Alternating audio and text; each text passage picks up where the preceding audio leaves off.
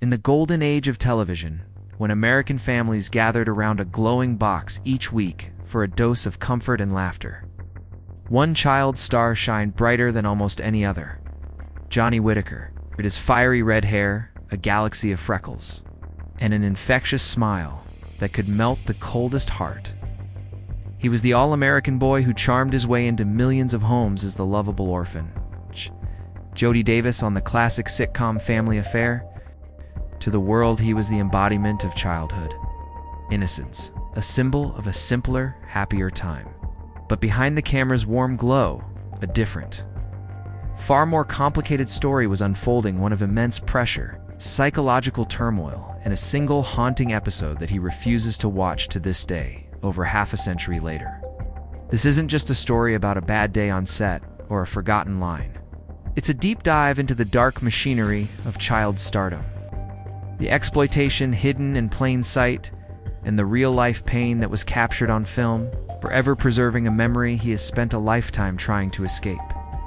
Johnny Whitaker was a prodigy, a natural talent seemingly born for the camera. His professional career began at the astonishing age of 3, a time when most children are just mastering sentences. He was immediately cast in television commercials, his precocious and uninhibited charm making him an advertiser's dream. He quickly became a familiar face in households nationwide, famously voicing popular Mattel toys like Larry the Lion and Crackers the Parrot. His enthusiastic delivery making the toys fly off the shelves. By 1965, he had effortlessly transitioned to dramatic acting with a recurring role on the popular daytime soap opera General Hospital, showcasing an emotional range that was far beyond his years. His big break, the one that would etch his face into the cultural lexicon, came in 1966, while appearing in the Cold War comedy feature film, The Russians Are Coming. The Russians Are Coming. He shared the screen with veteran actor Brian Keith. Keith, a seasoned professional known for his gruff exterior, was so profoundly impressed by the young Whitaker's talent and professionalism that when he was later cast as the lead in a new sitcom pilot for CBS, he made a personal recommendation that would alter the course of Whitaker's life. That show was Family Affair. Family Affair became an instant runaway success. The premise's sophisticated, globe-trotting bachelor engineer Bill Davis, who suddenly becomes the legal guardian to his 2 nieces and a nephew after their parents perish in a car accident, was a novel concept for the era. It gently challenged the notion of a traditional nuclear family, and audiences were enchanted. At the heart of this unconventional family were the children, particularly the twins, Jody and Buffy. Whitaker, as the endearing Jody, and his on-screen sister Anissa Jones, who played Buffy, possessed a chemistry that was pure lightning in a bottle. In fact, the characters weren't originally written as twins, but the producers were so captivated by the magical, authentic bond between Johnny and Anissa that they rewrote the script to make them siblings of the same age, together with their older sister Sissy and the impeccably proper English butler, Mr. French. They became America's surrogate family. But the idyllic image projected on screen was a carefully crafted illusion, the reality of being a child star in the 1960s. An era before robust legal protections was a grueling and often exploitative existence. The hours were punishing, the pressure to perform was relentless, and the emotional toll was a debt that would come due years later with devastating interest. Behind the scenes of the lavish Manhattan apartment set, Johnny and Anissa navigated a world that was both wondrous and deeply unnatural. They were children working in an adult environment, expected to exhibit the discipline and consistency of their seasoned co-stars, Brian Keith and Sebastian Cabot. While Keith was known to be warm and fatherly on set, the environment was still one of intense professional pressure. Schooling consisted of a few hours a day with an on-set tutor, a fragmented education that further isolated them from children their own age. They couldn't just have a bad day, they had a shooting schedule to keep. This pressure was compounded by the psychological trap of their fame. For Johnny, the line between himself and Jody began to blur. To millions of fans, he wasn't Johnny Whitaker, the boy. It was Jody Davis, the character. This fusion of identity is a heavy burden for a child, creating a sense of being constantly on display and erasing the space for a private, authentic self to develop. While Johnny had a stable and supportive family to go home to each night, his on-screen sister was living a much different reality. Anissa Jones's parents were embroiled in a bitter and protracted divorce, and her home life was reportedly filled with conflict. For Anissa, the stability of the set and the affection of her television family may have been a welcome refuge. But it was also a cruel mirror reflecting the instability she faced in her own life, complexity that would contribute to her tragic unraveling after the show ended.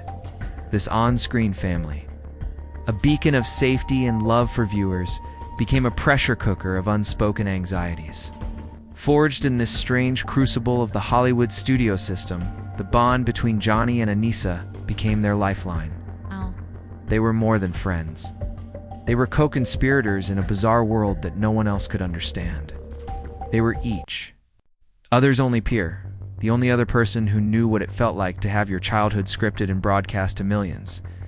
This deep shared understanding made their on-screen interactions feel so genuine, but it also meant they were uniquely vulnerable to each other's pain.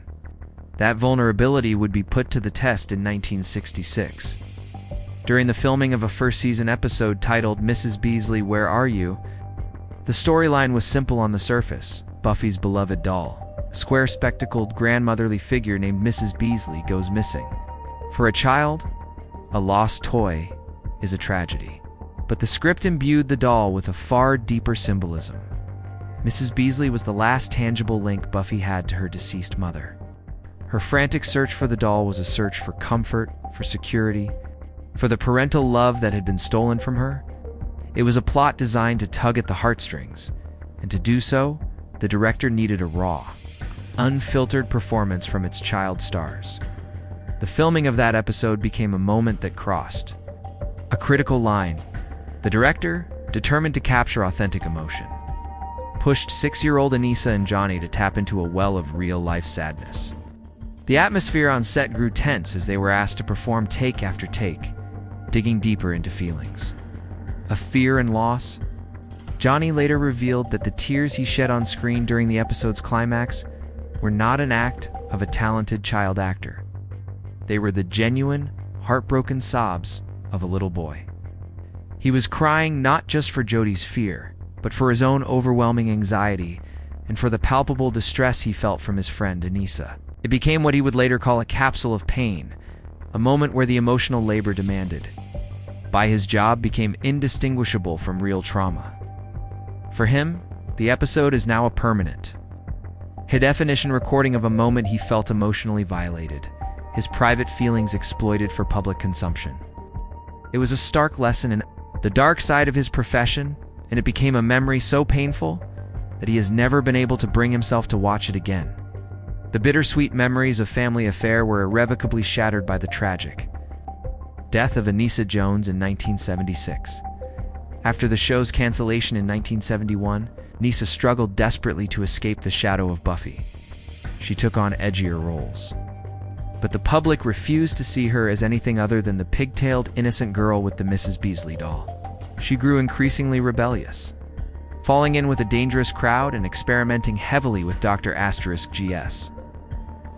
On August 28, 1976, at a party in Oceanside, California, Anissa passed away from a massive OD of a fatal combination of substances. Was only 18 years old. Her death sent a shockwave through Hollywood and was a devastating personal blow to Johnny Whitaker. It was the ultimate horrifying manifestation of the child star curse. For Johnny, he guest starred on the legendary Western series Bonanza in a heartfelt episode titled A Dream to Dream, which was written by series star Michael Landon. The Mrs. Beasley episode, the episode, which also featured the acclaimed actress Julie Harris, it was now allowed Whitaker to show a friendship cut short, a reminder of a shared childhood. That ended in unimaginable tragedy. Anissa's death served as a terrifying warning sign for Johnny. The glimpse into Johnny the abyss Whitaker that began awaited his so many professional child acting stars. career remarkably After finishing early, high school at in a just 3 desperate years attempt to old, find a new identity demonstrating far a from the long precocious shadow of talent Jody, and charm that Whitaker quickly made a caught the radical attention of decision. advertisers. He left Hollywood and His very acting first career job behind to was in a serve two-year television mission commercial the for a Church of local Jesus used car Christ of Latter-day dealership, Saints in marking the Portugal. beginning of a It was a lifelong period of purpose connection and with the clarity. entertainment industry. But when he returned to California, Even at such a tender the ghost age, of Jody Davis Whitaker displayed a was waiting for him. natural ease in He front tried of to the build a camera. normal life, getting married and starting his own business, but the pressures of his past were relentless. His marriage ended in divorce, and he spiraled into a decade-long battle with alcohol and substance abuse.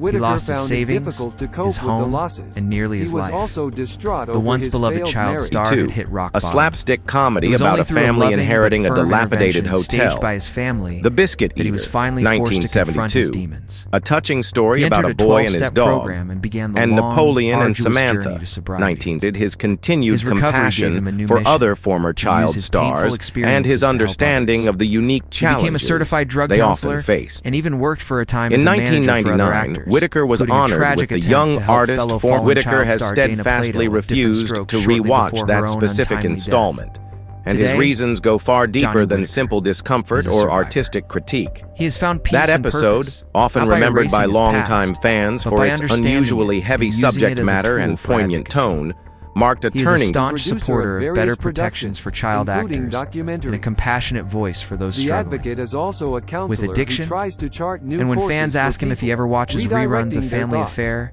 he Central smiles to and the show's celebrates the popularity. legacy. The Grateful series for the told joy the it brought to story so of a many. sophisticated bachelor, But he always maintains Uncle that there's Bill one Davis, chapter, played one by Brian 25-minute Keith, story who that suddenly remains off finds limits. himself the guardian His of 3 refusal to watch orphaned Mrs. children. Beasley, where are you? Whitaker Not played an act of Jody, shame or one of the weakness. twin siblings alongside It's a Anissa powerful act of Jones, as self-preservation. Buffy. because his mother would boundary drawn forget around that she a had wound given him never a fully dollar healed. earlier.